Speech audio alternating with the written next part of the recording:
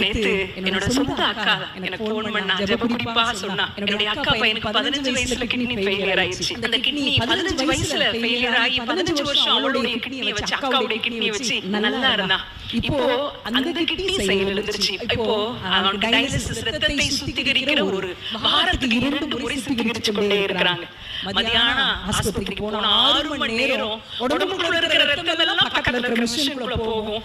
அதுல இருக்கிற தேவையில்லாத காரியங்களை எடுத்து சுத்தப்படுத்தி உடம்புக்குள்ள வரும். அந்த உடம்பு தொட்டா நெருப்பு மாதிரி கொதிக்கும். இப்படிப்பட்ட ஒரு சரீர பலவீனத்தோடு தம் பிள்ளையை வச்சுட்டு இருக்கிறான். அப்போ டாக்டர் சொல்லியிருக்கிற காரியம், ஒரு நாளைக்கு 800 ml தண்ணி தான் குடிக்கணும். 800 ml காஃபி, டீ அடங்கும், தண்ணி அடங்கும், சாம்பார் அடங்கும். 800 ml தண்ணி. அவ சொல்றா, பாப்பா ரொம்ப வெயிலா இருக்கிறதுனால வீட்டுல அந்த கரண்ட்டும் சரியா வர ஏசி ஒர்க் ஆகல, வெயிலா இருக்கிறதுனால தண்ணி உனக்கு ரொம்ப தாகமா எடுக்குது. தண்ணியை குடிச்சோம்னா